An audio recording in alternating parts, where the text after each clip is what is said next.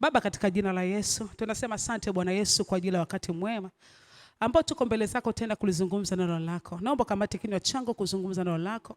Achilia nguvu na neema itokayo na kuachilia badiliko katika maisha ya watoto wako. Ni katika jina la Yesu, amen. Baba amekuwa akizungumza kwa habari ya somo la A Call for Kingdom Giving. Amina. Na tumekuwa somo tunazungumza nalo, tumekuwa tukiendelea kwa muda sasa. Wito wa utoaji katika ufalme wa Mungu. Amekuwa akizungumza na katika maandiko ambayo amesoma sana na kusimamia ni Nehemia sura ya 2 mstari wa 7 na kuendelea. Amina. Na kama zungumza kwa habari vile ambavyo Nehemia alichukuliwa kutoka kwa mfalme na kwenda kwa ajili alivyoambiwa na kupewa agizo la kujenga na vile ambavyo mambo alipitana nayo. Sitaki kurudia sana pale kwa sababu muda wangu ni mchache. Lakini zungumza sana kwa habari ya Nehemia na kujenga ule ukuta ambao waliagizwa na Kristo kufanya. Na vitu alivyokutana navyo. Na katika vitu ambavyo alisema alikutana navyo Nehemia, katika vitu alizungumza vingi, mojawapo na vitatu katika hivyo alizungumza, alisema kwamba kitu alichojifunza na kitu ambacho kinatufundisha katika andiko hili la Nehemia katika kujenga ni kwamba hakuna kitu ambacho hakiwezekani. Hakuna jambo lisilowezekana. Nehemia kutoka katika nchi ya ugeni aliweza kwenda pamoja na vita, walijenga huko wakiwa wanapigana, lakini walipata upinzani mwingi, lakini bado walifanikiwa kufanyaje? Kujenga. Lakini cha pili chozungumza akasema changamoto ni za kawaida katika chochote ambacho umetoka kufanyaje? Kufanya. Nehemia alikutana changamoto nyingi sana. Kwa baba akaizungumza pia kwa habari ya sisi kwamba unaweza kuita chochote kufanya katika kile unachokifanya lazima kitakuwa na changamoto. Na kama kitakuwa hakina changamoto lazima ujiulize mara mbili kama ni Mungu kweli alikufanyaje? Alikuzungumzisha. Lakini cha tatu akazungumza kwamba whatever I begin I finish it. Kwamba chochote unachokianza lazima ufanyaje? Ukimalize. Na hii imekuwa changamoto kwa watu wengi sana. Mara nyingi tunaanza vitu na tufanyaje? Hatuvimalizi kwa sababu ya changamoto tunazofanyaje? Tunaweza kukutana nazo. Lakini vile ambavyo tunahisi wakati mwingine hatuwezi kufanya baadhi ya vitu. Kwa hiyo sasa najikuta nafika sehemu hatumalizi vile ambavyo tumeambiwa ama tumeagizwa kuvifanya ama maagizo tuliopewa kwa sababu ya nini? Ya changamoto na mazingira mbalimbali. Sasa mimi kwangu nataka kuzungumza ile point ya pili ambayo nasema changamoto za kawaida. Ambapo katika hii changamoto point ya pili akazungumza vipengele kadhaa pale. Akasema kukatishwa tamaa na dhihaka. Sijui kama nakumbuka tu aliandika notes. Alafu anasema upinzani wa nje. Lakini pale akazungumza vitisho na vita, lakini akasema mashambulizi.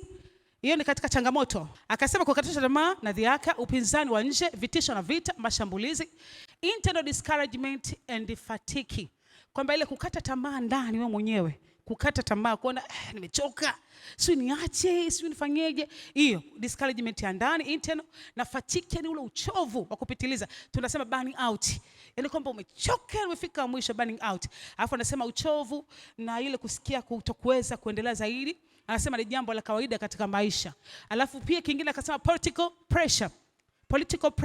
Alafu kingine akasema time pressure. Akasema pia na time pressure. Kwamba vitu viko vinaingia katika changamoto. Sasa ndani yangu wakati baba anaendelea kuzungumza, hapa kuna unaweza kupata masomo mengi sana. Mimi sio mwalimu mzuri sana wa neno au mhubiri mzuri sana. Lakini wakati mwingine baba akiwa anazungumza kuna vitu tunakuwa najipata, yani si nisemeje. Wakati anazungumza na mimi pia nakuwa naenda zaidi kutokana na mazingira ninayopitia na hali ambazo napitia na umbali ambao nimepitia wa kutembea na Mungu na vitu kama hivyo. Kwangu mimi nikatamani sana nizungumze na wewe kwa muda mfupi sana kwa habari ya internal discouragement ambazo ni kuchoka ndani, fatigue, uchovu wa ndani. Kukata tamaa ndani. Ile ndio natamani tuzungumze na nikuonyeshe tu watu watatu katika Biblia ambao walimsikia Mungu kihalisi kabisa, lakini bado walipita katika hii changamoto ya kukata tamaa. Na wakaanza kujiuliza walichokisikia ni sahihi ama si sahihi.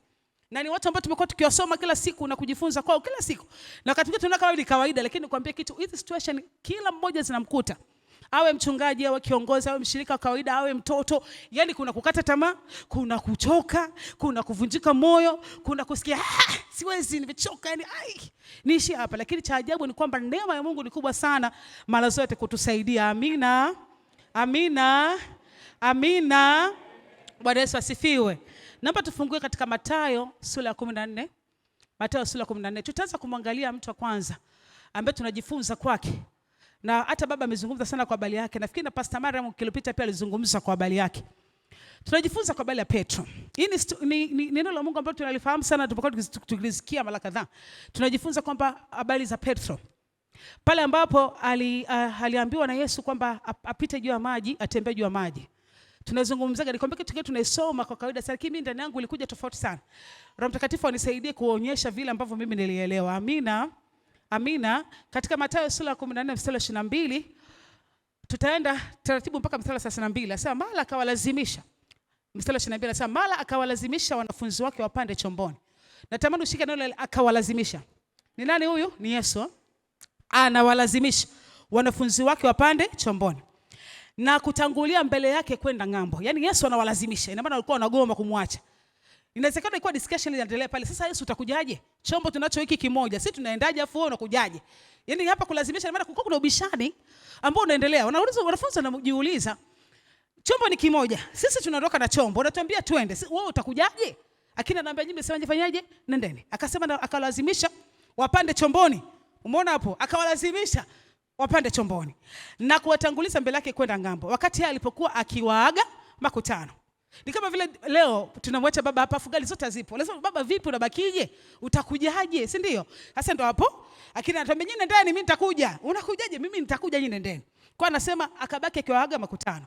Anasema naye alipokwisha kuaga makutano alipanda mlimani Faragani kwenda kuomba. Na kulipokuwa jioni alikuwa huko peke yake. Maana wanafunzi wote walifanyaje? Wote waliondoka. Tena mstari unafuatia anasema na kile chombo kimekwisha kufika katikati ya bahari, kinataabika sana na mawimbi na upepo ulikuwa wa mbisho. Pale mstari wa 22 anasema akawalazimisha. Hapa tunaona chombo kiko katikati ya bahari, kinataabika sana.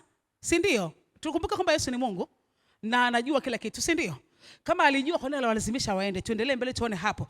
Anasema hata wakati wa zamu ya 4 ya usiku Yesu akawaendea. Zamu ya 4 ni ipi? Saa 1 mpaka saa 3, saa 3 mpaka saa 6, saa 6 mpaka saa 9, saa 9 mpaka saa 12. Kwa hiyo ina maana Yesu akaja kuanzia ile saa 9 ile kuna karibia kukucha. Usiku mzima watu wame nini? Yaani wameteseka. Na nini? Na upepo wa nini? Wa mbisho. Sawa sawa, sawa sawa. Asema Yesu akawaendea akienda juu ya maji ya bahari. Twende mstari wa 26. Anasema wanafunzi walipomwona wakienda juu ya bahari wakafadhaika sana, wakisema ni kivuli, wakapiga yowe kwa hofu. Kwa sababu ni kitu ambacho hakijai kutokea na hawajai kukiona. Lakini by the way, japokuwa Mungu alikuwa anawaambia, Yesu anawaambia ni Mungu, lakini bado unadamu ulikuwa mwingi sana. Kwa hiyo akaona ni mwanadamu wa kawaida, kitu ambacho hakiwezekani kutembea juu ya maji. Mstari wa 27 anasema, tuendelee pale, anasema mara Yesu alinena akawaambia, jipeni moyo, mimi ni mimi, wala msifanyeje? Msiogope. Mstari wa 28 Petro akamjibu akasema, Bwana, ikiwa ni wewe niamuru nije kwako juu ya nini? Ya maji. Nataka kwa hapa kwa Petro. Unajua tunaposema Petro akasema niamuru nije. Petro alikuwa mvuvi by professional. Maisha yake yote alikuwa ni mvuvi. Alikaa pembeni ya bahari miaka yote. Mpaka Yesu anamfuata na kumuita kama mwanafunzi, alikuwa mvuvi, anayejua bahari. Anajua tabia zote za bahari, anajua hatari za bahari, anajua kila kitu. Kwa hiyo anaposema kama ni wewe niamuru nije, ina maana alikuwa anajua kila kitu kuhusu bahari, ana experience ya kwa habari ya bahari. Anajua hatari yake na anajua kama ni kitu ambacho kiwezekani kutembea juu ya maji, lakini si kutembea tu juu ya maji, pamoja na ile vagi ile upepo wa mbisho na zile vurugu ambazo zimefanya usiku mzima kuhangaika, alijua ni kitu kiwezekani.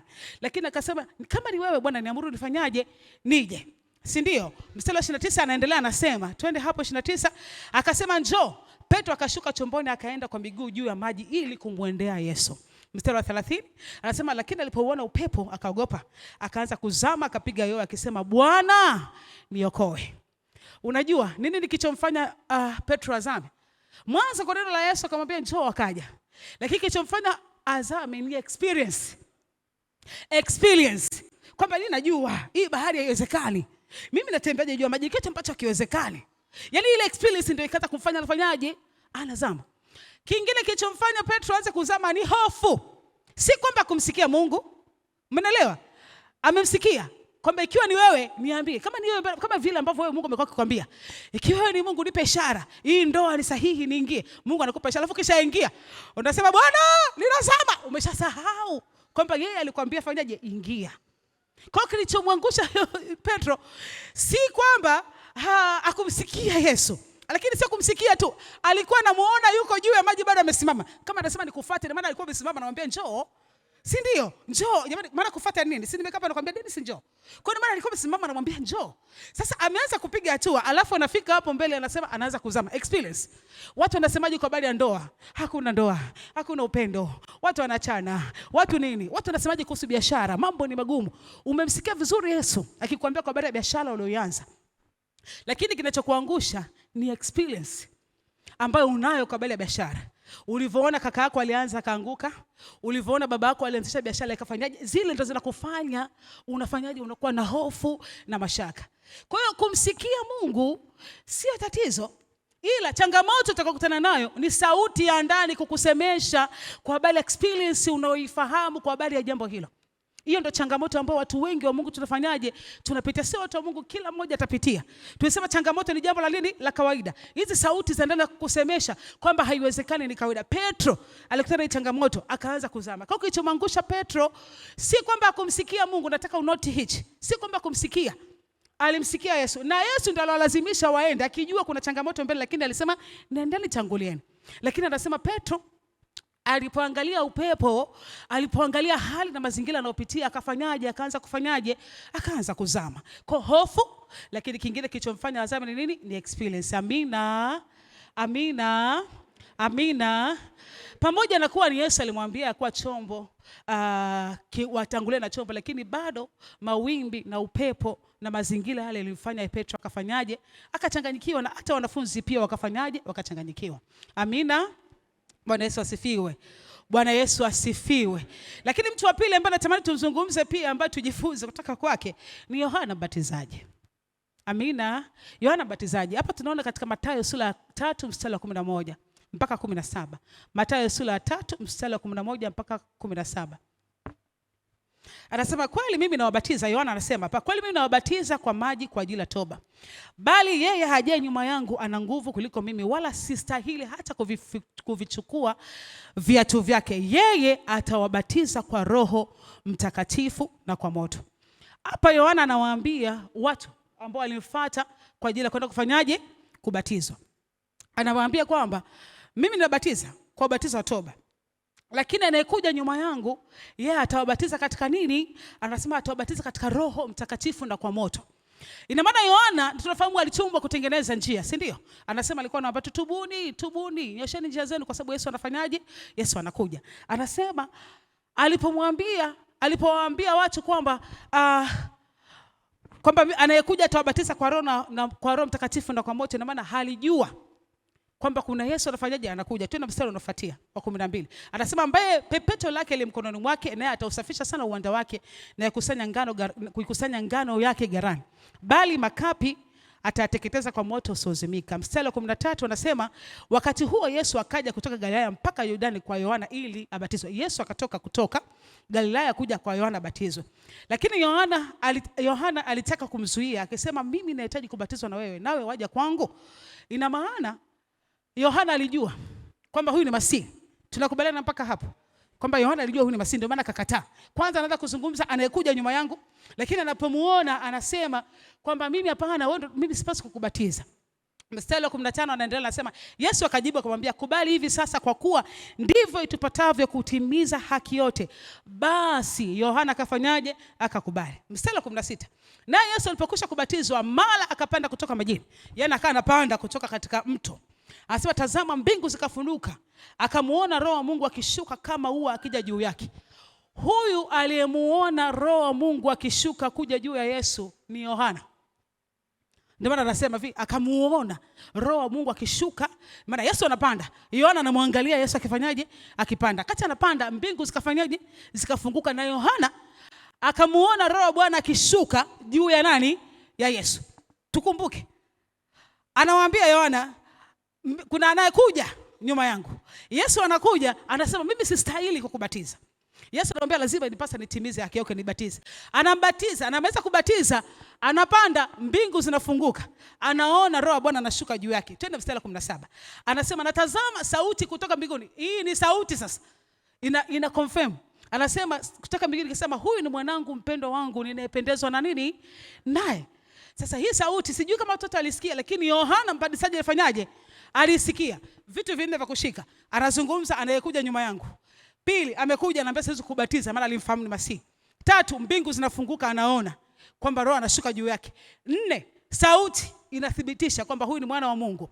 Haya twende. Pamoja na hivyo vyote, imani ya Yohana alijua hakika kwamba Yesu ni mwana wa Mungu, si ndio? Si ndio? Twende mstari wa ngapi? Tuendelee hapo, anasema twende pale mbele mstari wa 10 ngapi? Wa 18. Mstari wa 18. Amina. Anasema natazama sauti kutoka mbinguni. Mstari wa 18? Au kuna mstari wa 18? Okay, natamani mstari ule ambao anazungumza kwamba Yesu Yohana akiwa magereza. And then anatuma watu kwenda kuuliza kwamba huyu ndiye Masihi. Hii ni Mathayo 11. Mathayo 11 mstari wa 2. Twende Mathayo 11 mstari wa 2. Anazungumza anasema, sasa baada ya kumbatiza Yohana akaendelea na mambo yake na Yesu pia akaanza huduma vizuri kabisa. Ikafika sehemu Yohana akatoka kule maporini, nyikani, akaja mjini. Tunakumbuka historia ku make it short. Anasema Yohana akakamatwa na mfalme Herode, akatiwa gerezani. Alipotoa gerezani, haikuwa rahisi kwa kule gerezani. Huko nje Yesu akaendelea kufanya kazi ya Mungu kama kawaida, si ndio? Alipoendelea, tunarudi pale pale kwamba ni kweli alimsikia Mungu akimwambia huyu ni Masihi, akimwambia huyu ni mwanangu mpendwa anapendezwa naye. Lakini Yohana anaingia katika changamoto. Anapoingia katika changamoto, sauti zinaanza kumsemesha. Kama huyu angekuwa Masihi kweli asingeacha mimi ningie gerezani. Kama huyu angekuwa Masihi kweli asingeacha mimi niteseke. Kama ungekuwa, sauti zinaanza kumsemesha. Amekata tamaa, amevunjika moyo. Utumishi wote nilofanya, kwa nini Mungu ameruhusu niingie gerezani? Na tetesi zinakuja kwamba unapaswa kuuawa. Unapaswa kufanyaje? Kuuawa. Sasa ona kinachotokea. Yule ambaye amethibitishwa mara ngapi? Mara 4. Na ametangulia siku zote kuinyoosha njia huyu Masihi. Ona anachouliza. Anasema, naye Yohana aliposikia huko gerezani matendo yake Kristo, alituma wanafunzi wake kumuuliza. Can you imagine kwa kuna umuhimu wa kuuliza? Ni kuuliza, yani kweli Yohana anahitaji kuuliza. Yani pamoja na kuona mbingu zinafunguka, pamoja na kusikia sauti, pamoja na kumfahamu kwamba wewe ni Masihi, mimi stahili kukufanyaje? Kukubatiza. Twende mstari wa 3. Anasemaje hapo? Anasema, nendeni mkamuulize kwamba wewe ndiye yule ajaye ama tumtazamie mwingine. Hivi nyinyi mmeshajiulizaga hili swali? Wajiko tunasoma, rudi kule. Ajaye nyuma yangu sistahili, si ndio? Amekuja anasema sistahili kukubatiza kabisa. Yesu anasema unapaswa kufanyaje? Kutimiza haki yote. 3, anapanda, anaona mbingu inafunguka. Na Roho wa Mungu anashuka juu ya Yesu. 4, anasikia sauti ikisema huyu ni mwanangu mpendwa, mfanyaje? Msikilizeni yeye. Hivi ni kweli ilikuwa ni muhimu kwa Yohana kutuma watu kwenda kumuuliza Yesu kwamba ni wewe ama ni mtarajio mwingine? Hivi nyinyi mnaiona mimi ninavyoiona? Hivi mnaiona nyinyi mnavyoiona? Hivi unafikiri Yohana alivurugwa na nini? Hebu nikuulize, unafikiri alivurugwa na nini? Changamoto. Yaani alipita kwa changamoto, ndani akachoka. Ndani akaishiwa nguvu. Akakata tamaa. Akaacha kuamini vitu vyote, akajua Mungu ni muongo, yeye haiwezekani. Hata kile alichokuwa anambia bado mtu inawezekana sio yeye. Inawezekana sio yeye. Inawezekana sio yeye. Kwa hiyo nikwambie kitu, katika kila chochote ambacho Mungu assignment ya Yohana ilikuwa kuja kufanyaje? Kupiga panda anayekuja, ndio assignment yake kuzaliwa. Tunakumbuka hata Mariamu alipopata mimba alienda kwa nani? Kwa Elizabeth mama yake Yohana. Akasema mpaka Elisa anatabiri anafanyaje? Na kuzaliwa kwake Yohana anajua kabisa. Anasema hata asinywe pombe. Asile maana iko kitakachozaliwa kitakatifu. Sikiliza, anajua, analelewa, anajua assignment yake. Ndio maana alienda nyikani, anajua assignment. Kwamba mimi kazi yangu kwenda kufanyaje? Kutengeneza njia ya Masihi. Anamjua Yesu, alikuwa ndugu yake, ni kama cousin, ni kama mabinamu. Historia zinasema kwa Biblia hawajaandika kila kitu. Lakini wanasema Bwana Yesu alikuwa anafanya miujiza atakiwa mtoto. Wanasema ile sio sisi tunacheza ile unatengeneza libondo lile la unatengeneza mtoto mtoi wa udongo nini tunacheza nao. Unaambia tu Yesu alikuwa anampulizia pumzi, anaanza kuongea saa nyingine. Ama magari anatengeneza ile tele. Wanasema hawajaandika kila kitu. Lakini kumbuka ndio alikuwa ni Mungu Kwa lazima hata ukuaji wake ulikuwa tofauti. Wanasema anatengeneza gari, akitengeneza gari nyinyi unaelekea mtu unasukuma hivi. Yeye analizungumzisha tu gari linaanza kwenda. Kwa hiyo tangia udogo alikuwa anaona vitu vya ajabu kwa Yesu. Vitu vingi sana. Maybe anacheza na wenzio, anavunjika mguu, anamwekea mkono. Umeona? Anapona. Umeelewa? Saa nyingine anaenda mtoto mwenzia anaanguka kama amekufa, anampulizia pumzi. Inawezekana kuandika kila kitu. Lakini vitu vyote vitangia utoto vilikuwa vinafanyaje? Vinaonekana. Sasa nikwambie kitu, Yohana alikuwa ni kama cousin, kama binamu, ni ndugu. Walikuwa binamu, mtoto ni mandugu. Kwa hiyo wamekuwa pamoja, kila mtu anajua huyu assignment yake ni hii. Ndio rudi pale pale. Wakati mwingine tunapata changamoto sana kwamba hii kanisa la familia, kila mtu ndio huyo. Nikwambie kitu, wakati mwingine Mungu anaweza kuchagua familia fulani tu kufanya vitu. It was necessary kwa Mungu kuchagua mtu na binamu yake watumishi wa Mungu. Haikuwa necessary. Kwani alishinda kumchagua mtoto wa Petro huko au si mjukuu wa nani? Kwa nini? Really tell you. Kwa alikuwa anamjua, Yohana anamjua. Alisikia historia. Sisi sote tuna historia. Mimi na historia kuzaliwa kwangu. Kwamba walitangulia, nilikuwa napata mimba zinatoka, tukakata tamaa, tukajiuliza inakuaje, tukaenda si wapi, si tukaomba kwa nani, si tukafanyaje, ndio ukazaliwa wewe. Ninasimuliwa historia. Kwa katikati nikiomba navunja, na usiku tena kuna vitu vinanifuatilia mimi jamani. Hebu navunja. Sasa kila mtu ana historia. Wewe unajua kuzaliwa kwako, historia yako unajua. Na tunaambianaga. Kwa Yohana na Yesu, historia sasa zingine zilikuwa zinazungumza kwa jamii kwamba hawa tofauti. Huyu bwana huyu atakaye kupewa pombe, hata kienda kuisheleza kifamilia, ukimpelekea sigara tena shawishika, simpa. Huyu afanyaje? Hapasi kupewa pombe. Huyu anatapaswa kufanyaje? Kutunzwa huyo. Wakati wengine wanakunywa, yeye hanywi. Wakati mwingine bwana wanatitiwa tofauti. Hivi unafikia ni kawaida kwa mzazi kuruhusu mtoto wake kukaa nyikani? Ni kawaida ndio mtoto wako kaishi nyikani hivi? Sio rahisi. Ni kwa sababu assignment alikuwa nayo. Kwa maisha yake yote Yohana anajua assignment yake ni kutengeneza, kupiga panda kwamba Masia anakuja. Na anajua ameshaona baadhi ya vitu na mbingu, lakini inafika sehemu kwa sababu ya changamoto anazopitia, anajiuliza maswali, hivi kweli au sikumsikiza Mungu vizuri, kama vile ambavyo wewe pia unafikiria. Inawezekana Mungu amekwambia baadhi ya vitu vingi tu katika maisha yako, lakini unadhania kwamba kwa sababu Mungu amesema hautakutana na changamoto. Nikwambia kitu chochote unachoambiwa na Mungu kukifanya kitajaribiwa. Chochote. Na ndio hapo tunarudi kusema kwamba haikuhitaji wewe, unamhitaji Mungu. Wakati wetu tunafikiria ni nguvu zetu, elimu zetu, experience yetu, nikwambie kitu chochote ambacho Mungu amekwambia kinamhitaji Mungu kukitimiliza katika maisha yako. Hata tunapozungumza kwa habari ya ujengo hili, unajua mimi nakaga najiuliza, nasema kwa hela ambazo zinapaswa kujenga hili jengo, nikwambie kitu, inawezekana sisi wote hatuna. Lakini nikwambie kwa sababu Mungu amesema, yeye atafanya. Atanyanyuaje mimi sijui. Atahitaji watu sijui. Utazungumzishwa sauti nyingi sana kwamba sasa hapa tutachangishwa sisi mpaka tukome. Nikwambie kitu, giving ni hiari, so lazima. Na unafanya, baba yetu amesema unafanya kwa hiari na kwa uwezo wako. Hakuna yeyote analazimishwa kufanya zaidi. Sijaona baba akisema kauze nyumba, kauze gari, si kafanyaje njoo tujengee Mungu. Na kuna watu hawajaahidi. Kanisa kabla tu 1000 nafikiri waliahidi kama watu 300 400 tu. Kuna watu wamekataza kuja kanisani. Ni watu 300 ndio wameahidi katika kanisa la 1000. Kuna tumeweka pale tango kwamba kama hujaahidi usije, tumeweka chata hapa. Kitambulisho. Walochangia ndio wanaingia kwenye ibada. Kunacho. Si wote tunaabudu wote. Sasa tuna experience uwepo wa Mungu na furaha. Hutaki kutoka, lakini unamisi baraka zako mwenyewe. Yaani hakuna anayekulazimisha. Unajisikia kufanya kwa moyo wa hiari na furaha. Amina. Amina. Utasikiliza sauti nyingi kwamba iwezekani jengo nyenyewe kubwa itakuwaje? Tutatoa wapi ile za kujenga? Haikuhusu wewe kwamba sitatoka wapi. Yeye aliyesema hatatimiza. Amina. Yatef alisema madhali nia iwepo. Nia ikiwepo, Mungu ataleta fedha katika mikono yako na vitu vitafanyika. Amina. Asipitisha kwako, Mungu ana namna zake nyingi, tusikiliza. Inamhitaji Mungu peke yake. Amina. Changamoto unazozipitia sio kwamba Mungu amekuacha, hapana. Hata katika kitu ambacho Mungu amekwambia utakutana na changamoto. Kwa miaka ambayo nimeishi, kuna sehemu inasema kwamba kuishi kwingi kuona mengi. Sijafika 50 lakini almost naenda 50. Nikwambie kitu, nimejifunza vitu vingi sana. Vingi sana. Hakuna chochote katika maisha yako bwaza kitajaribiwa. Ndoa itajaribiwa, uzao utajaribiwa, kazi itajaribiwa, afya itajaribiwa, mahusiano na marafiki zako yatajaribiwa. Yaani itajaribiwa. Hata kama Mungu alikwambia, lakini kuna nyakati itafanyaje? Utajaribiwa kwa experience, kwa kuchoka, kwa hofu, bila kudhani, unajikuta unasahau kama Mungu alikwambia na kukuagiza kufanya vile vitu. Kwa hiyo Yohana anasema, muulizeni kwamba yeye ndiye yeye au tunamtarajia ajaye.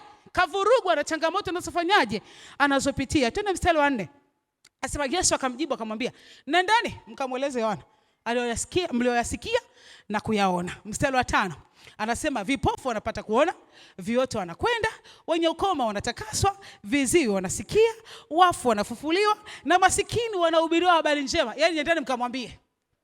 Yaani mfanyaje? Hajitambulishi tena kwa sababu sasa hii too much wewe unanijua afu unaniuliza nini? Kwa mimi wewe mwambie matendo yanayofanyika. Alafu yeye mwenyewe afanyaje? Sikiliza nikwambie.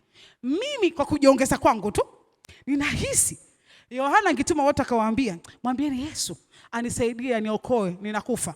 Maybe Yohana asingekufa. Kwa akili yangu mimi sasa. Umeelewa? Kama pako Biblia ingeambiwa unaweza kutoa maoni yako binafsi. Comment here. Yaani ile comment here, ile kama umeposti kitu tu, mimi nika comment. Mimi nahisi Yohana alizingua. Yaani angesema ni kwamba sikiza nikwambie. Mwambieni Yesu. Kama vile ambavyo yule kipofu alipiga kelele, Yesu mwana wa Daudi niokoe. Mimi nahisi angetuma watu kwamba mwambieni Bwana Yesu afanye namna mimi nitoke huko gerezani. Mimi nafikiri Yohana angepona. Lakini kwa sababu alisema ni yeye ajaye, akamwambia wewe utabaki na ushuhuda. Sikiliza, vipofu wanaona, viwete wanatembea. Kamwambieni. Kwa sababu hakuomba msaada. Unajua kilichoishia kwa Yohana, akakatwa shingo, akafa. Lakini kama angeomba msaada, mimi naamini Yesu angefanya jambo. Mimi naamini. Yaani mimi naamini. Kwa hiyo unapopita katika changamoto, jiulize unasema nini mbele za Mungu. Kumbe kuna umuhimu sana unapopita katika changamoto kuangalia nazungumza nini. Kile unachozungumza kinaweza kukufanya ukafa ama ukafanyaje? Ama ukaishi. Umeelewa? Sio inaeleweka. Kuna watu wanaangalia kama wanaelewi vile. Au naongea haraka haraka naweza kuongea taratibu. Mnanielewa jamani? Nipunguze speed ya maneno nini? Haleluya. Kwa mimi kwangu ningeka pale comment kwamba Yohana ulizingua. Yaani hapo ulitakiwa kuomba msaada. Ukupaswa kuuliza. Mimi nafikiri Yesu alikereka kama unanizingua. Lakini maybe angeweza kusema nisikiliza nikwambie kitu. Hata akamfanya Herode akachanganyikiwa tu asifanye ile sherehe. Angepiga tumbo la kuharisha. Sherehe isifanyike. Angempiga kwa Sauli binti akamwambia aombe kitu kingine. Inawezekana. Lakini kwa sababu yeye hakuomba, akauliza swali na anajua kabisa kwamba kitu gani kinaendelea kwa Yesu. Matokeo yake akajikuta anafanyaje? Anakufa. Changamoto ni kawaida. Hata kama Mungu amekwambia kitu, lazima utafanyaje? Utapita katika changamoto. Kinachotutesa ni experience, kinachotutesa ni kuchoka ndani, kinachotutesa ni kuchoka na kukata tamaa ndani. Amina. Nimezungumza mfano kwanza, nimesema Petro vile ambavyo alimsikia kabisa Yesu kwamba njoo. Lakini akiwa amemsikia, akiwa anakwenda pamoja na kumsikia Yesu bado akaanza kufanyaje? Kusama kwa sababu ya kuogopa na hofu ilomkuta. Lakini mfano wa pili nazungumza kwa habari ya Yohana Mbatizaji. Mfano wangu wa tatu nataka kuzungumza ni kwa habari ya Yesu Kristo yeye mwenyewe.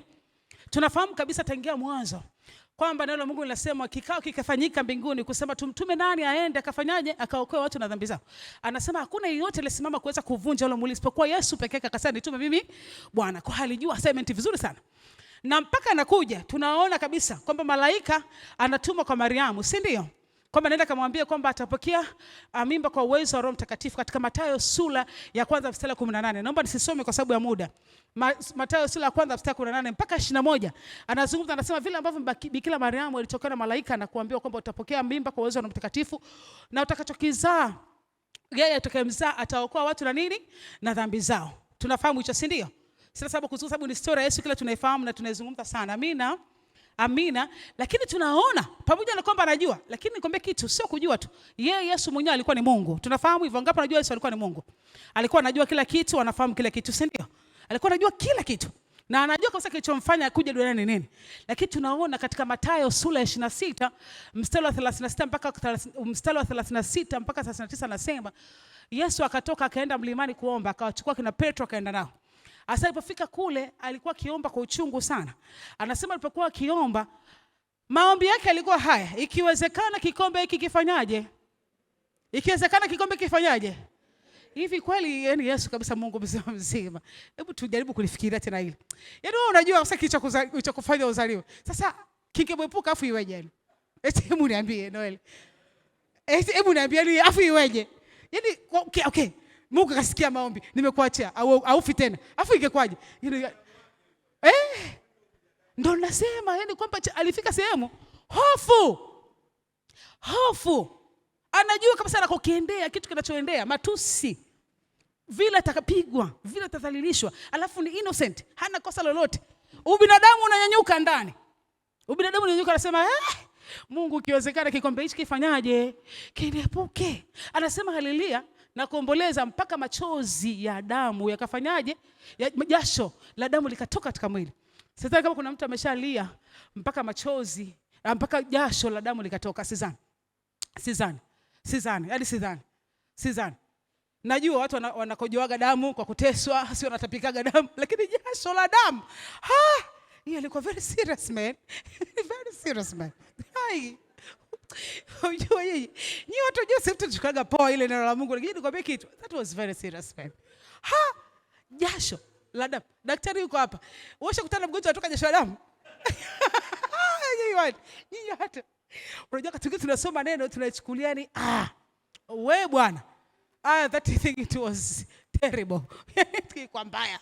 Yaani mpaka jasho. Kwa alipatwa na hofu ambayo ikamfanya mpaka misuri nafikiri ilipasuka, sijui mishipa nafikiri ilipasuka, akajikuta anaanza kutoa jasho la damu. Sikiza nikwambia, wewe umeshapita kwa changamoto mpaka ukatoka jasho la damu wewe. Wewe unaliaga machozi tu, ushakuliaga mpaka jasho likakutoka. Haijawahi. Huyu alikuwa ni Mungu. Na anajua assignment ilomleta, lakini bado anakutana changamoto. Ngoja nikwambie, kila chochote utakuwa umemsikia Mungu vizuri sana, lakini haina maana itakuwa nyepesi. Namwambia mume wangu hata jana nilikuwa naangalia nikwambia kitu. Hii kazi ya ujenzi, utakutana na vitu vingi sana. Umeshasikia bado hujasikia bado? Kuna kitu akaniambia nimesikia mtu sana sana nini. Nikamwambia mume wangu hujasikia bado. Nikwambie, si ndio umeanza kutengeneza pale? Umeanza kutengeneza. Ngoja hujasikia bado. Nikamwambia mume wangu jipange. Nikwambie kitu, mimi nitakuwepo hapa tu kukusikiliza kuja kulia, nitakubembeleza. Lakini rafiki yangu ujipange. Kwa sababu really I tell you, utakutana na changamoto mume wangu. Yaani nyingi sana. Na kwa wengine, kwa watu uliowaamini sana, hata watu uliowategemea sana, utasikia wanazungumza vitu ambavyo vya kukatisha tamaa. Mpaka ukajiuliza, sasa wengine hata watoaji. Yaani ukimwangalia kwenye rekodi za watoaji, Pastor Dennis hayupo, lakini anakereka. Yaani unaambia ndugu, mbona unaumwa hivi? Unaumwa nini? Tuonyeshe rekodi za sadaka zako. Wengine wakitoa inamuuma.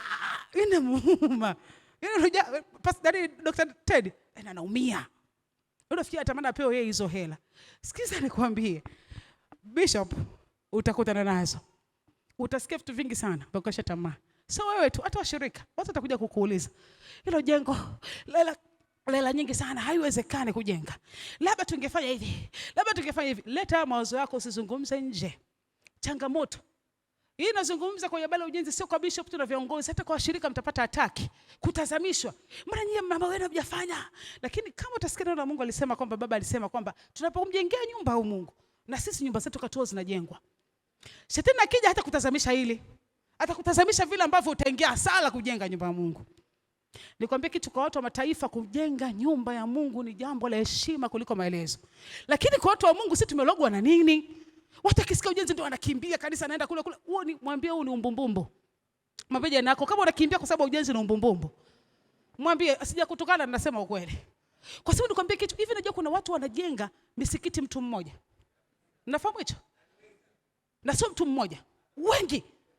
Hata kuna wiki iliyopita kuna mtu amejenga msikiti peke yake. Yaani unajua neno la Mungu linasema haki yenu isipozidi haki ya Mafarisayo. Nikwambie kitu, hii mbingu tutaingia, lakini tutaingia watu wamechoka.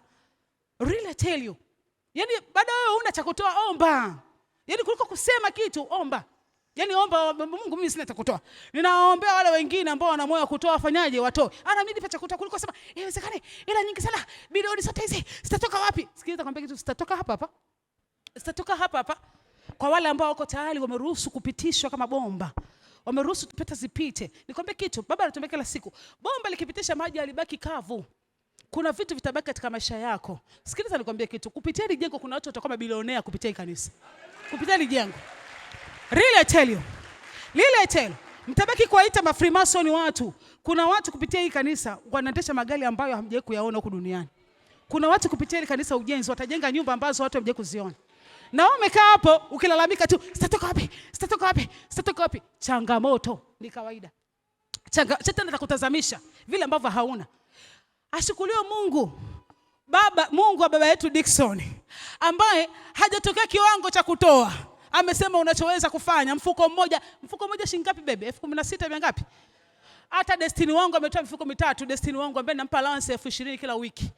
Hata mtoto wa gradi nani yule Sinachi amesema amemfuata Bishop anamwambia baba, mimi nitatoa mifuko ya simenti. Hajasema mingapi? Amesema mifuko 50. Kila nikikosea 17,500 naileta. Yeye anajua project inaenda miaka. Kwa hiyo hajali, anasema mifuko 50 nitatoa. Mtoto chini Glad, mtoto wako ana miaka mingapi? 8. Can you imagine mtoto miaka 8 anaona mimi can do that? Hebu twende kirahisi kabisa. Wewe unakunywa soda mara ngapi kwa mwezi? Soda ni shilingi ngapi? Unakula chips mayai mara ngapi kwa siku? Mimi nimesema rahisi sana. Mwingine ambaye ana moyo kumpenda Mungu ni hivi tu. Watoto wangu wananiambia neno lako la kumpenda Mungu la kilokole sana. Kumpenda Mungu kuko ndani yako. Naomba nitumie hili. Ukumpenda Mungu kukiwa ndani yako. Nimezoea kula milo 3 kwa siku, si ndio? Asubuhi nakula shilingi 1,000, mchana nakula shilingi 2,000, jioni nakula 2,000. Shilingi ngapi? 5,000 kwa siku bajeti yangu. Ninaamua ninakata, nitakunywa chai 1,000. Baada ya kunywa saa 2 nitakunywa saa 5. Sawa? Nitakunywa chai saa 5. Niivute, alafu nitakula chakula cha jioni 2,000. 2,000 yangu nafanyaje? Na isave. 2,000 kwa mwezi ni shilingi ngapi?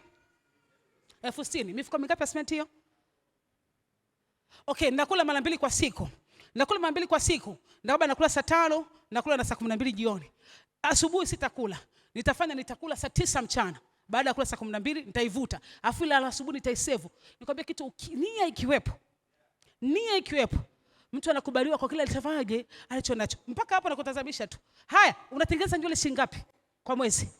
Tuseme wewe umeweka lichache. Ukienda kuseti nywele kuziosha ni shilingi ngapi? 5,000, si ndio? Kwa wiki. Kwa mwezi shilingi ngapi? 20,000. Haya, ninasuka kwa mwezi mara moja. Kusuka nywele nzuri kabisa najua si shilingi 50,000 kwa mwezi. Si ndio?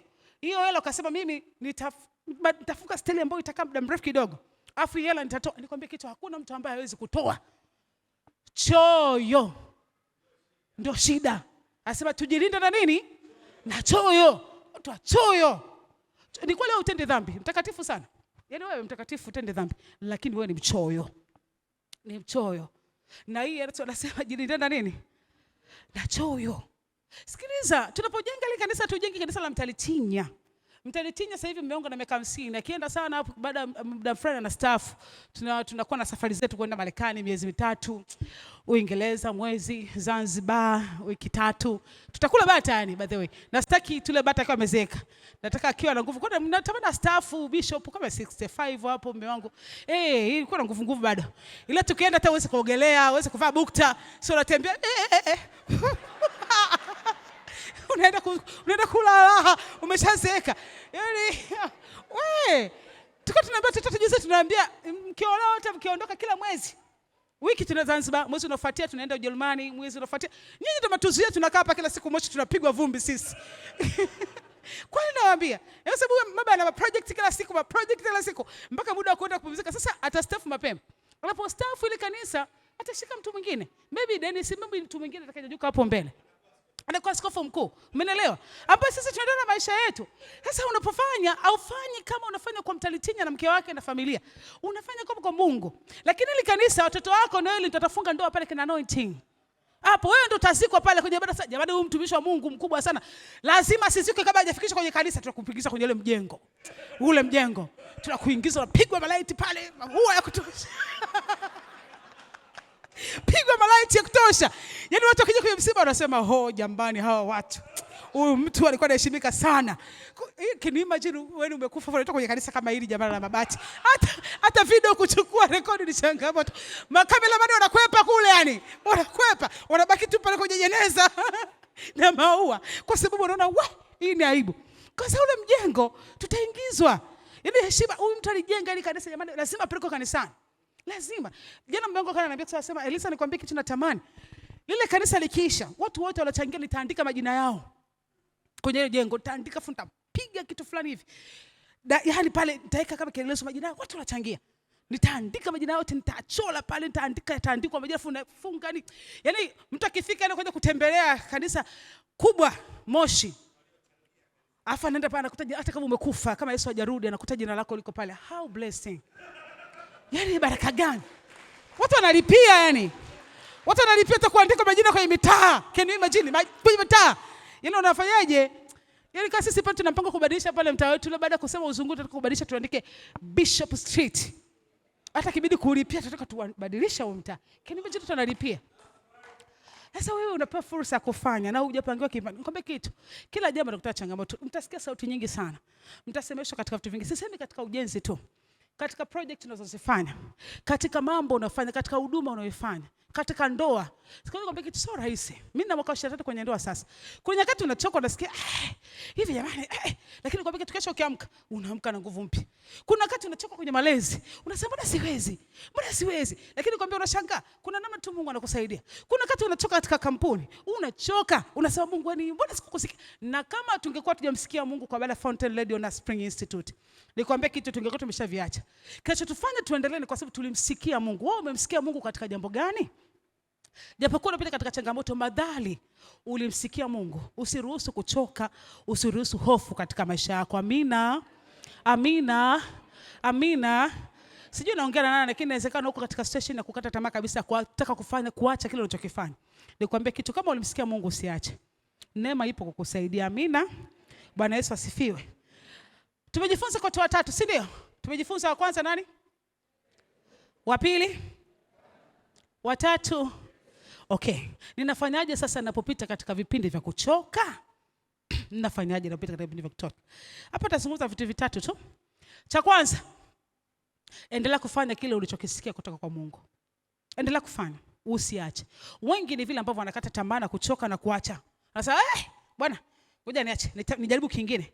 Ngoja nifanye kitu kingine. Nikwambie kitu, usiache kufanya kile ulichokisikia. Amina. Amina. Katika Isaya sura 40 mstari 31 anasema, bali wamngojao Bwana watapata nguvu mpya, watapaa juu sana. Watafanyaje? Anazungumza pale katika Isaya. Muda wangu unaenda, natamani nisivute muda mrefu sana. Anasema nao ngojao Bwana watafanyaje? Bali wale wamngojao Bwana watapata nguvu mpya. Watapata nguvu mpya, watapanda juu kwa mbawa kama tai, watapiga mbio wala hawatachoka, watakwenda kwa miguu wala hawatazimia. Amina. Bwana Yesu asifiwe. Endelea kufanya. Endelea kufanya. Usiache kufanya kile ambacho umekisikia. Haijalishi watu wanasema nini. Haijalishi unasikia sauti gani ndani. Haijalishi unasikia kuchoka kiasi gani, endelea kufanya. Amina. Lakini katika Isaya sura 30 mstari 15 anasema, kwa maana Bwana Mungu mtakatifu wa Israeli anasema hivi, kwa kurudi na kustarehe mtaokolewa. Nguvu zenu zitakuwa katika kutulia na kutumaini. Wakati mwingine tunakosa utulivu tunapopita katika changamoto. Wakati mwingine tunakosa kutulia tunapopita katika changamoto kwa sababu sauti zinazosemeshwa katika maisha yetu. Unajikuta unakosa utulivu ndani, unashinda kuelewa. Unasikia sauti ya Mungu, unasikia sauti yako, unafanyaje? Lakini anasema nguvu zetu zitakuwa katika kutulia na kutumaini. Na tafsiri nyingine anasema itakuwa katika kupumzika na kungoja.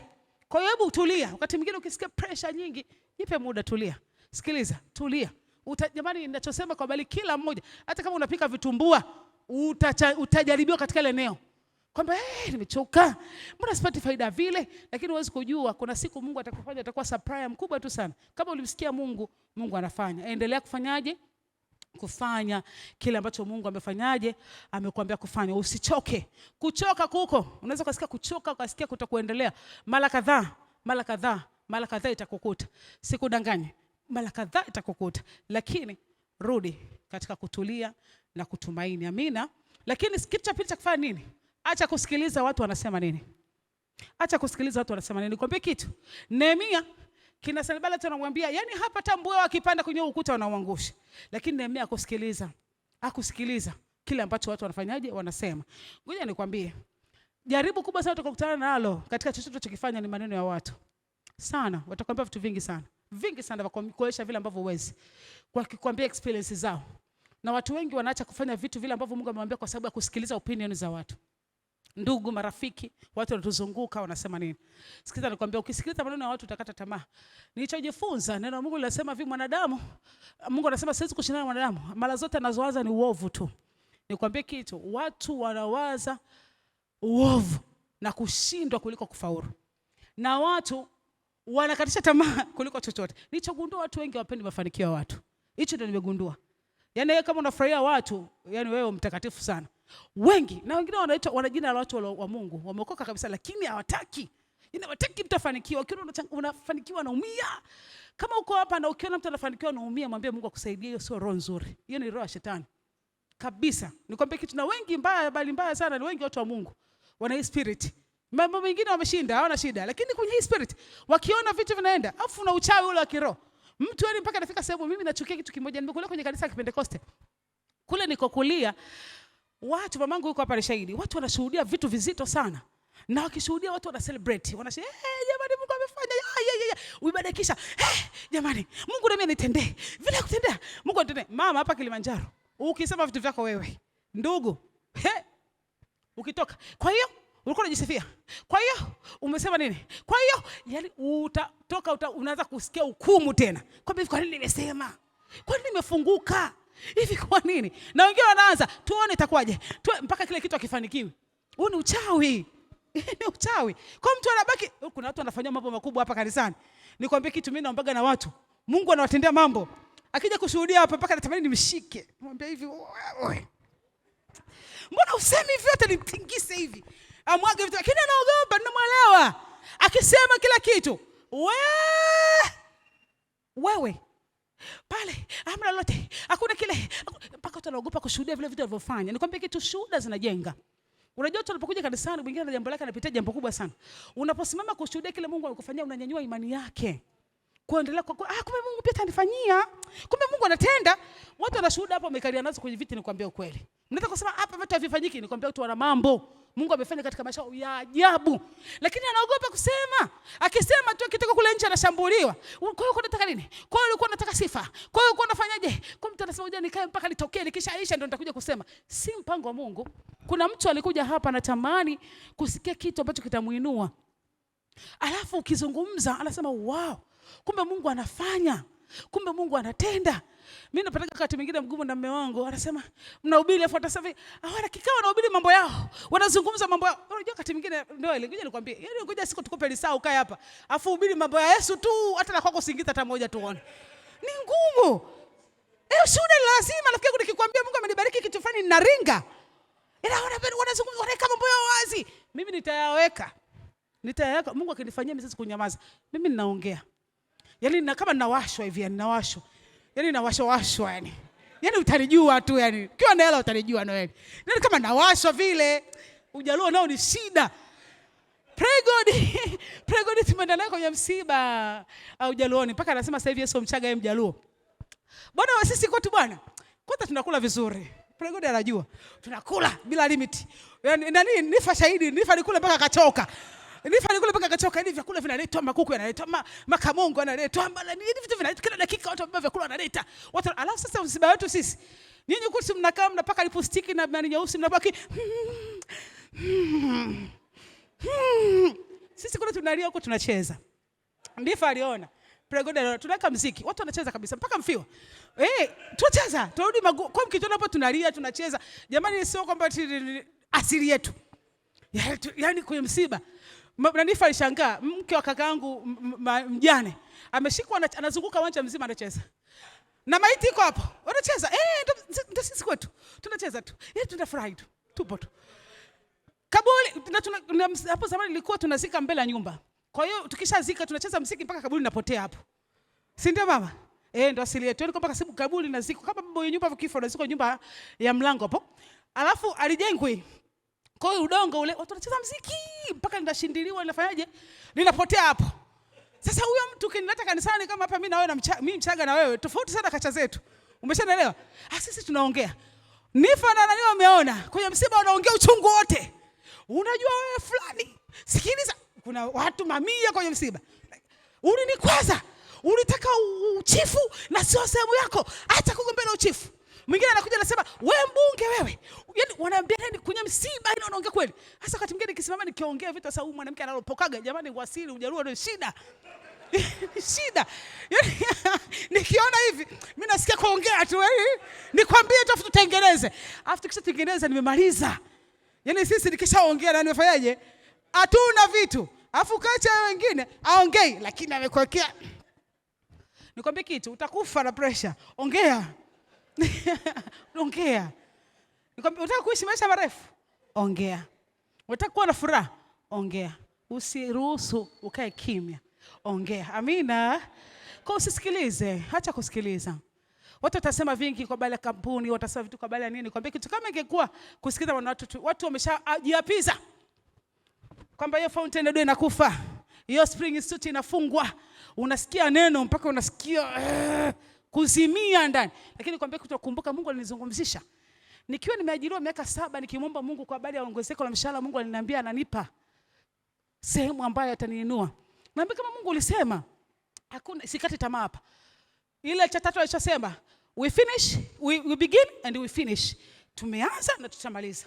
Tutaona kule kile ambacho Mungu amekusudia. Amina. Wewe shida yako unasikiliza sana watu wanasema, unataka kujua watu wanasema nini. Mimi nimeacha kusikiliza sasa hivi watu wanasema nini. Hapo nyuma nilikuwa nalia. Sasa hivi watu wote wakaanza naambia nikwambie kitu. Usiniambie. Usiniambie. Usiniambie. Kwa sababu ninajua nikisikia inaniumiza. Kwa hiyo nimwambie, nimejitenga na watu ambao wananiambia vitu wote. Sitaki. Na usiniambie, sitaki kusikiza, sitaki. Sitaki, Alafu mimi sitaki hata uniambie. Kwa sababu kwa najijua ukiniambia nitaumia. Sasa sitaki uniambie. Yaani usiniambie, sitaki. Wewe shida yako unasikiliza sana, utafuta watu wanasema nini? Wanasemaje? Wanasemaje? Wanasemaje? Wanasemaje? Unafikiri watasema mazuri? Utasubiri sana. Utasubiri kusikia mazuri. Nikwambia katika watu 10 watakasema mazuri hawa, 8 wote watazungumza mabaya, ya kuacha tamaa na kuvunjisha moyo. Ili usiende katika kile ambacho Mungu amekusudia. Mwambie jirani yako acha kusikiliza. Acha kusikiliza watu. Unataka kwenda mbali? Acha kusikiliza watu. Cha mwisho, omba, liitie jina la Bwana. Amina. Omba. Unafanya nini unaposikia kuchanganyikiwa na kukata tamaa na kuchoka? Omba. Haleluya. Petro alipoanza kuzama, alimuita Yesu. Akamwambia, Yesu, niokoe. Amina. Yesu tufanyaje? Niokoe. Lakini Yesu alipoona amefika sehemu amechoka, alisema aliomba. Aliomba kwa Mungu. Japo alikuwa ni Mungu lakini aliomba. Mpaka jasho la damu likafanyaje?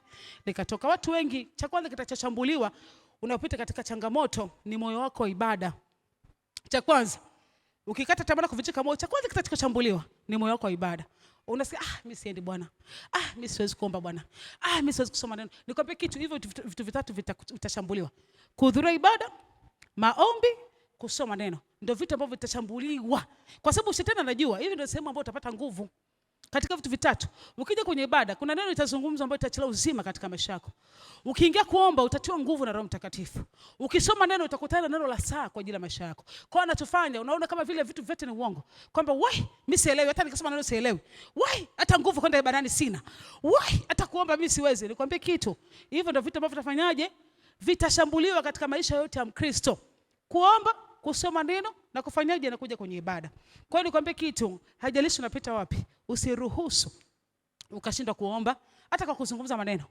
Sio lazima upande muda yaani hata kama unatembea tunaambia Bwana Yesu, usiponitoa siwezi. Usiponisaidia siwezi. Bwana Yesu, nimefika mwisho. Hata kuzungumza, anasema mazungumzo yetu ni maombi mbele za Mungu. Hata unapozungumza nikwambie kitu, si kwa kuzungumza kwa maneno tu, hata unapowaza ndani.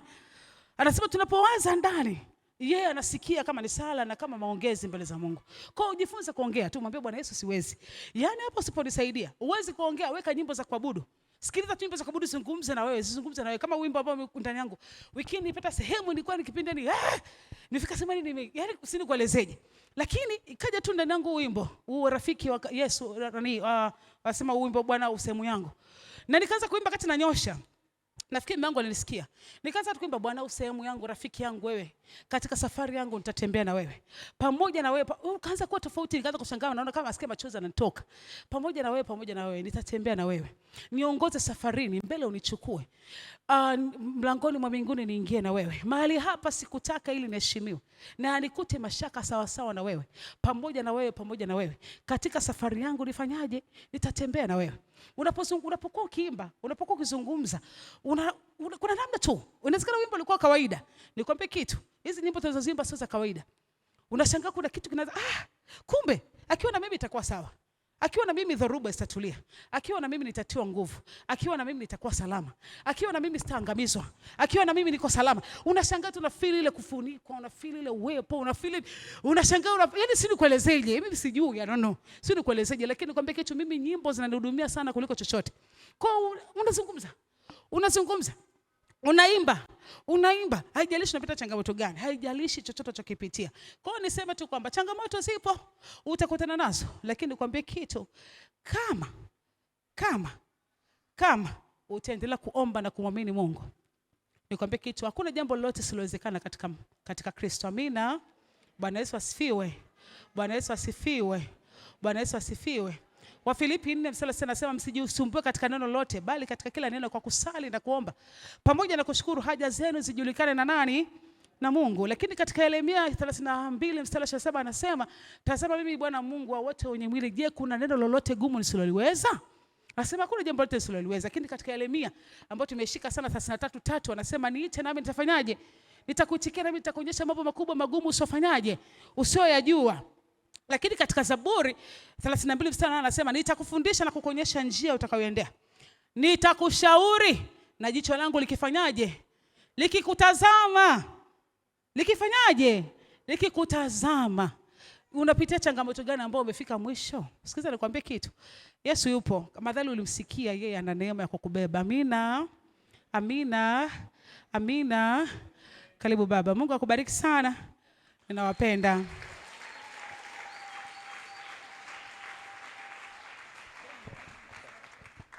Weka makofi kwa Yesu. Haleluya. Ongeza tena makofi kwa Yesu. Acha wivu wewe.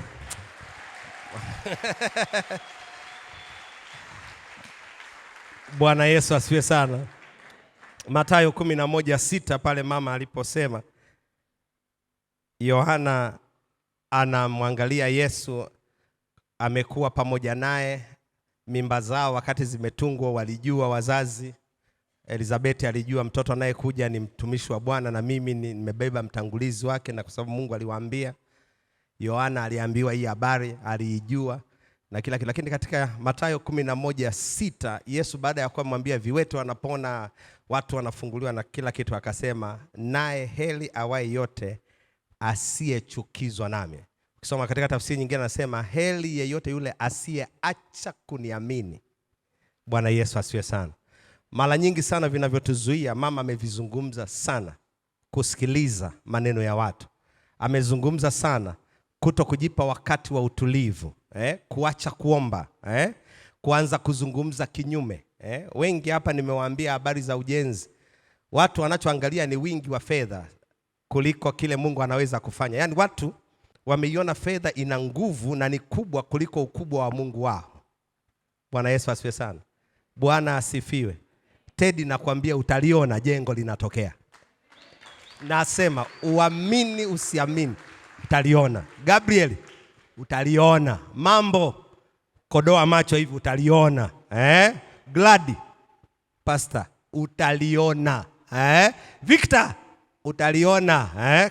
Nakwambia Eliudi, umejipanga kuona hili? Utaliona. Jack, lazima utaliona. Deo, lazima utaliona. Vanessa, lazima liwe. Lazima. Hansi, ili lazima litokee. Nakwambia lazima litokee. Utake usitake. Mwambie jirani yako utake usitake. Utoe usitoe. Unaacha kutoa kwa hasara yako mwenyewe. Lakini hili kutokea lazima lifanyaje? Litokee. Bwana Yesu asifiwe sana. Bwana asifiwe. Wiki hii, hebu niweke ile video yangu. Wiki hii mahali ambapo kwenye mlima watu walikuwa wanasema hapawezi pakajengwa, pameshaonyesha sura ya kwamba panaweza pakajengwa. Hivi wewe paka hapo uamini tu. Uamini tu kwamba hapo tunaweza tukajenga. Hebu niambie, paka hapo uamini tu ya kwamba hilo ni eneo linaweza likajengwa. Uamini tu ya kwamba kanisa hapo linaweza likatokea. Bwana Yesu asifiwe sana. Kujenga tunajenga na jengo linatokea. Bwana Yesu asifiwe. Bwana Yesu asifiwe. Nakumbuka siku ya ilikuwa siku gani ile ya Alhamisi na Ijumaa.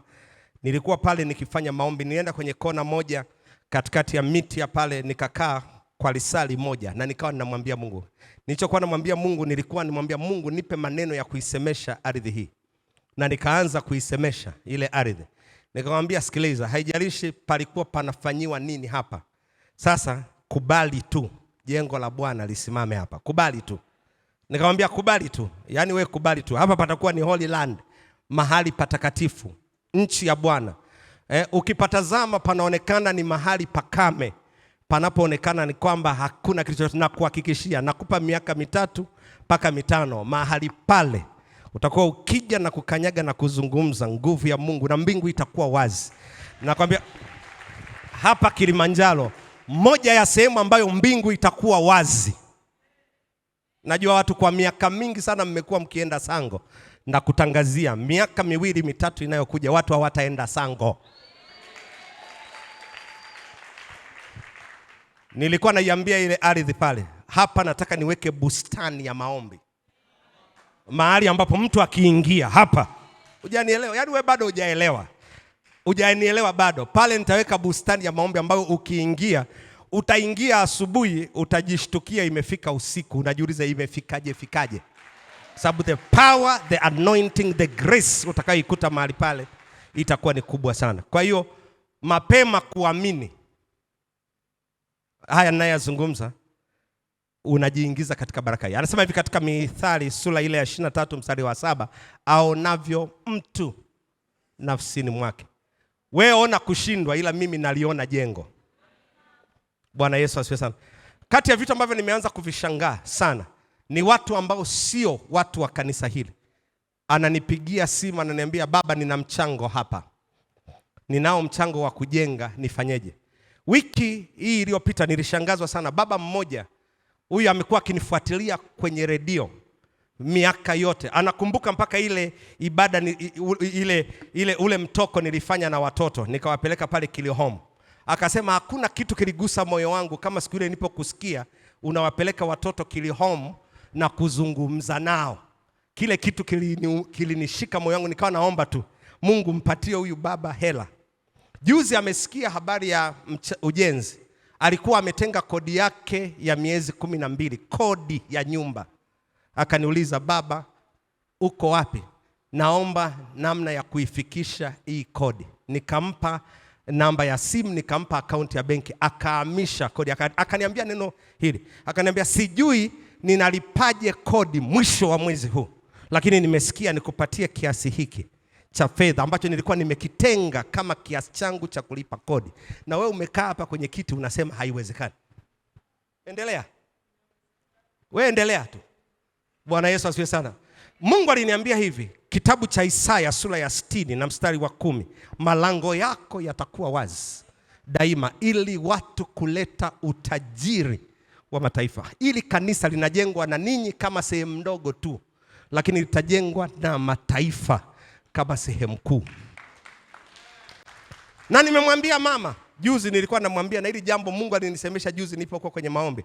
Akaniambia, kanisa hili litakapokamilika, tafuta ukuta mmoja, utaorodhesha majina ya watu wote waliosimama na wewe katika kazi hii. Na hilo nitalifanya. Bwana asifiwe sana. Na ninalianza hivi karibuni. Tukimaliza tu hii awamu ya kwanza, nitatengeneza bango kubwa, litaanzia hapa. Taliweka hapo, waliochangia awamu ya kwanza litakuwepo hapo.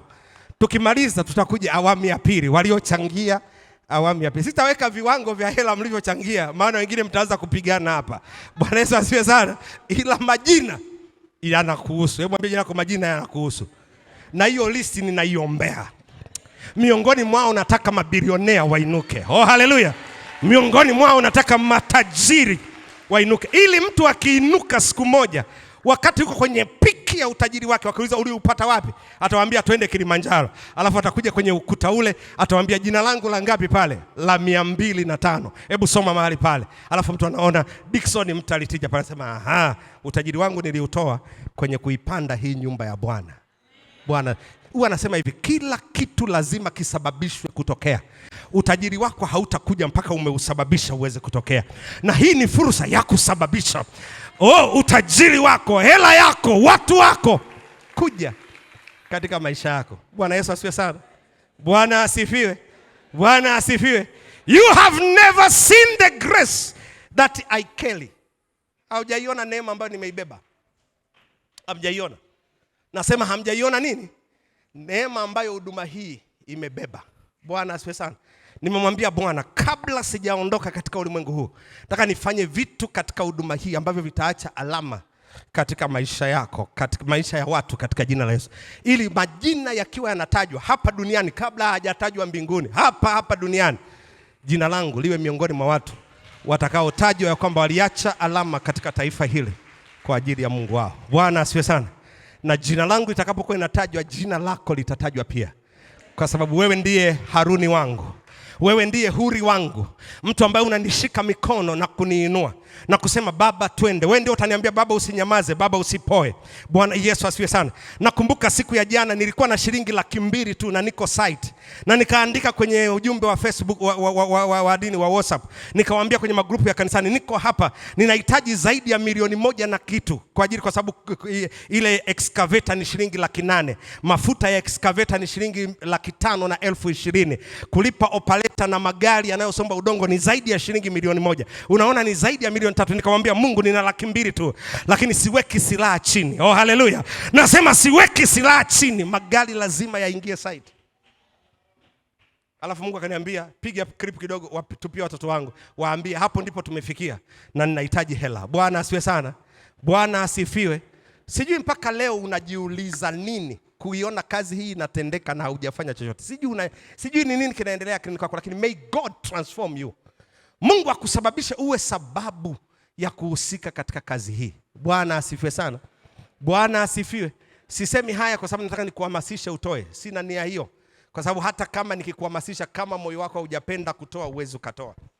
Hata kama nikisema maneno mengi, kama we ni mtu wa kusema na kuropoka na kubwabwaja, utatoka hapa na utaropoka na utabwabwaja tu. Kwa sababu mwanadamu ameumbiwa mdomo kwa ajili ya mambo mawili, kula na kuzungumza. Kwa hiyo ni vizuri endelea kusema sana. Biblia inasema hivi katika Zaburi ya 23, anasema hivi, anaandaa meza mbele ya watesi wako. Yaani nasubiri useme sana ili siku likitokea nikiandaa karamu ya kufungua mahali pale uje ule ukiliona namna hii. Ulisema sana alafu limekuwa. Oh haleluya. Hii haizuii na maneno. Hii haizuii na kiasi cha fedha tulicho nacho. Bwana Yesu asifiwe sana. Nasema hii haizuii na fedha, hii haizuii na maneno. Lazima iweze kutokea. Ndoto hii ni kwa wakati ulioamliwa na Bwana. Habakuki anasema iweke katika njozi kwa sababu inafanya haraka iweze kutokea. Kwa hiyo wewe unachotakiwa kufanya, fanya kwa uwezo ulionao. Ni mifuko 2 ndio unaweza fanya, usiwe muongo kwa Mungu. Maana kuna watu wana uwezo wa kutoa mifuko 5 alafu wanakuwa waongo kwa Mungu, wanatoa mmoja. Shauri yako. Nakwambia unapishana na gari la mshahara. Unapishana na muujiza wako. Sikiliza, nimemwomba Mungu tangia maombi ya siku 40 kuambatanisha baraka na kila sadaka inayotolewa. Na nakwambia listi ile niliyoiandika pale, mpaka sasa hivi nina watu kama 300 na kitu wako katika listi ile. Ninaomba kwa ajili ya majina yale. Naomba kwa ajili ya majina yale. Sikiliza, nayaombea majina yale. Nayaombea majina yale. Nayaombea majina yale. Na kwa kadri siku zinavyoenda nitayaprint, yatakuwa mfukoni kwangu, natembea nayo. Ninayaombea, ninayatamkia na yatakuwa tu. Milango ya biashara yako lazima ifunguke. Ndoa yako lazima ipone. Familia yako lazima iinuke. Lazima. Kwa hiyo Mungu akusaidie uweze kuiona katika picha ambayo Mungu anataka tuweze kuiona. Bwana Yesu asifiwe. Mwambie jirani yako inawezekana. Mwambie tena inawezekana. Mwambie tena inawezekana. Mungu hakuwaambia Israeli wamjengee madhabahu katika jangwa akijua wako jangwani kwa sababu hawana kitu walichokuwa. Wakati wanatoka Misri aliwaambia hivi, waambieni wa Misri waliwapa. Walipokuwa wanavuka bahari ya Shamu, walikuwa wanaokota vito vya thamani kule chini ya bahari ya Shamu. Kwa hiyo alipoambia jengeni, toeni, Mungu alikuwa anajua wanavyo. Mungu anajua unacho. Bwana Yesu asifiwe sana. Wangapi mko tayari kumtolea Mungu tena? Haleluya. Zaburi ya 110. Nisome neno hili alafu tutoe sadaka za fungu la 10. Leo tuna sadaka 2 kubwa sana. Nataka tutoe sadaka ya fungu la 10, lakini tunatoa sadaka ya ujenzi. Leo tutatoa sadaka ya ujenzi. Haleluya. Uliweka ahadi au kuweka ahadi lakini umekuja na sadaka. Oh haleluya. Zaburi ya 110 mstari wa 3 anasema hivi, watu wako watajitoa kwa hiari ya uwezo wako, kwa uzuri wa utakatifu tokea tumbo la asubuhi unao umande wa ujana wako. Sasa hii tafsiri haisemi vizuri, lakini ziko tafsiri chache ambazo nataka nikusomee za Kiswahili tu uzisikie zinavyosema. Angalia Zaburi ya 110. Zaburi ya 110 mstari wa 3 anasema hivi. Angalia pale. Nikusomee tafsiri kadhaa tu za Kiingereza alafu tuweze. Habari njema. Tafsiri ya habari njema inasema hivi, watu wako watakujia kwa hiari. Kwa hiyo utoaji wetu ni wa hiari, Na ukisikia mtu yote anakuambia MTBC nimelazimishwa kutoa, huyo sio mwana MTBC. Hakuna mtu namlazimisha kutoa. Anasema watu wako watakujia kwa nini? Kwa hiari. Siku utakapokwenda kuwapiga adui zako, yani siku ninapoinuka kwenda kuikabiri miungu ya Kibosho, siku ninapoinuka kwenda kuwakabiri miungu ya Kibosho Road, siku ninapoinuka na kwenda kuikabiri miungu ya Kilimanjaro, watu wako watainuka kwa hiari. Yani ni kama vile wanajeshi wanasikia kuna vita mpakani, alafu wanakuja wanakimbia, wameshika bunduki zao, yani they are ready kwenda uwanja wa vita kupigana. Ndio anasema watu wako wameyaona maono ulionayo, wanainuka wanakwenda pamoja nawe katika uwanja wa vita kupigana. Anasema watu wako watakujia kwa hiari siku utakapokwenda kuwapiga adui. Juu ya milima mitakatifu watakujia vijana wako kama umande unaotokeza alfajiri mapema. Kwa hiyo watakuja kutoka vijana. Hiyo ni tafsiri ya habari njema. Angalia ile Swahili Revised Version. Tafsiri ya Swahili Revised Version inasema watu wako watajitoa kwa hiari. Wanajitoa kwa hiari. Siku ya uwezo wako, wameyaona maono, wameona nguvu ulio nayo, watajitoa kwa hiari siku ya uwezo wako kwa uzuri wa utakatifu tokea tumbo la asubuhi, yani kuanzia asubuhi mpaka jioni watajitoa. Katika tafsiri ya SUV anarudia hivyo hivyo, lakini katika tafsiri ya neno, angalia tafsiri ya neno ambayo ndio NIV, tafsiri ya neno ambayo ndio inasema askari wako watajitolea kwa hiari katika siku yako ya vita. Watajitolea kwa hiari. Yani una kodi ya kulipa lakini utajitolea. Una kalo ya kulipa lakini utajitolea. Una mgonjwa ndani ambaye lazima umpeleke hospitali lakini utajitolea. Oh, haleluya. Na kumwambia Mungu, ninafanya hiki, natamani na wewe ufanye the other side. Nami natamka katika jina la Yesu, utakapoinuka kujitolea wakati wa vita, may the Lord God rise to fight your battles. Mungu ainuke na kupigana vita yako. Biblia inasema katika kitabu cha Zaburi ya 60 na mstari wa 12, kwa msaada wa Bwana unafanya mambo makuu. Natamka kila aliyetoa fedha katika madhabahu hii, kila anayejitoa katika madhabahu hii kwa msaada wa Bwana, ninauita msaada wa Bwana katika biashara yako, naita msaada wa Bwana katika kazi yako, naita msaada wa Bwana katika ndoa yako. Biashara iliyokuwa imekwama iinuke sasa. Ndoa iliyokuwa imekwama iinuke sasa. Mahali ulikuwa unatumia hela kwa ajili ya matibabu, nalifunga hilo bomba, natangaza hiyo fedha inakaa kwa jina la Yesu. Mahali palikuwa na hasara, natangaza hasara imekwisha. Askari wangu wanajitolea kwa hiari katika siku ya vita iliyoko mbele yetu. Askari wangu wanajitolea kwa hiari katika ujenzi tulionao. Askari wangu wanatoa akiba na hazina walizokuwa wameziweka kwa ajili ya nyumba hii ya Bwana.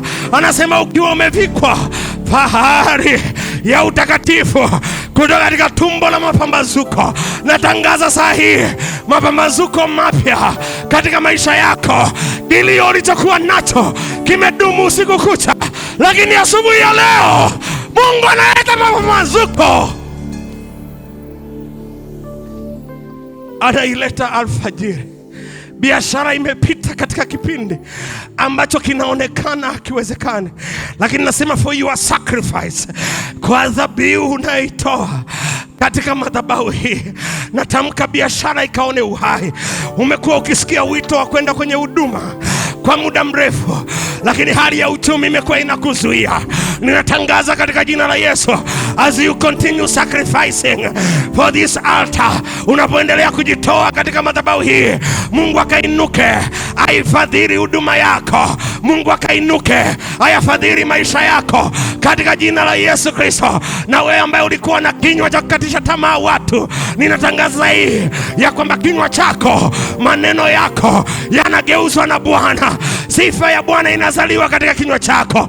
Hata wewe ulikuwa hujui kwa nini unasema, lakini saa hii Mungu anaweka stop katika kinywa chako. Unainuka kwa ajili ya Bwana. Nasema unainuka leo. Baba, inuka, fadhili maisha ya watu. Hii nyumba ya ndugu huyu imekwama kwa hii miaka mitatu, imekwama kwa hii miaka 10.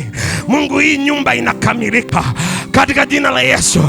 Hili hitaji la ndugu huyu limekuwa la muda mrefu kwa ajili ya kiwanja cha kujenga nyumba yake.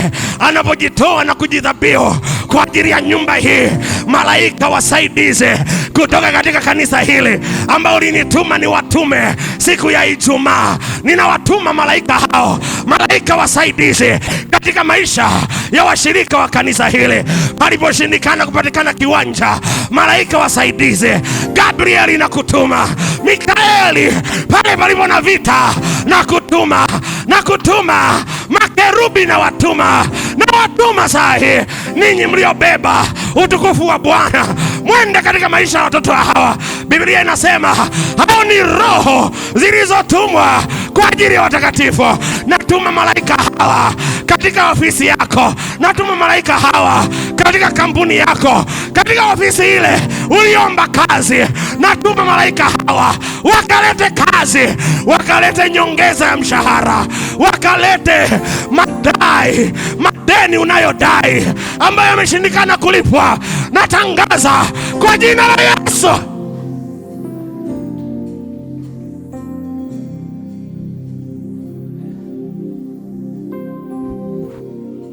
Hallelujah. Are you ready to give to God? Uko tayari kutoa kwa ajili ya Mungu? Nimekwambia tuna sadaka 2 kuu sana leo. Tunatoa mafungu ya 10 na sadaka, alafu tutatoa sadaka yetu ile ya ahadi. Na kama ukuweka ahadi, nitatamani uandae sadaka yako, utumtolee tu Bwana leo. Kama umekuja na fungu lako la 10, kimbia mbele. Wakati katika uwepo huo wa Mungu, kimbia mbele pamoja na sadaka yako ya fungu la 10 uliokuja nayo. Kimbia tu mbele, kimbia tu ya Mungu. Ninatangaza inawezekana. Nasema inawezekana. Biashara inawezekana, kazi inawezekana. Pa ofisini kwangu panawezekana leo. Nasema panawezekana. Nilishindwa jana, kesho sishindwi. Iligoma jana, kesho inawezekana. Oh my Lord!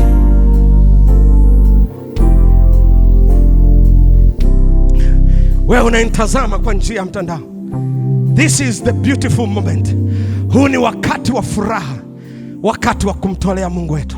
Ninapozungumza hii, nguvu ya Mungu iko mahali hapo. Unaona katika skrini yako kuna namba za bank account zinapita, kuna lipa namba na kuna namba za simu zinapita. Shika namba hiyo na tuma sadaka yako.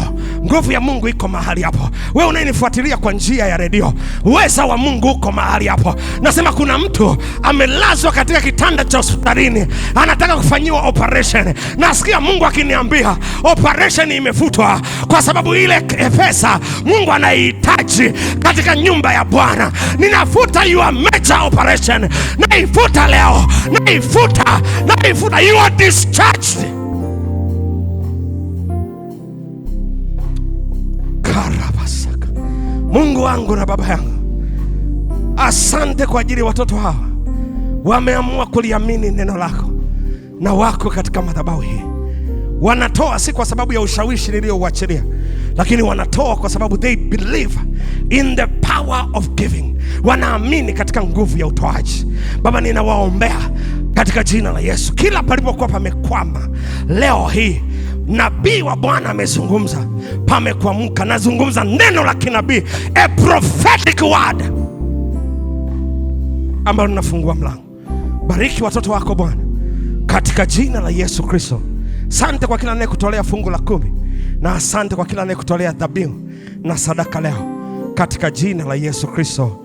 Amen. Mungu akubariki sana wakati unamtolea Bwana. Mungu akuongeze. Mungu akuzidishe sana.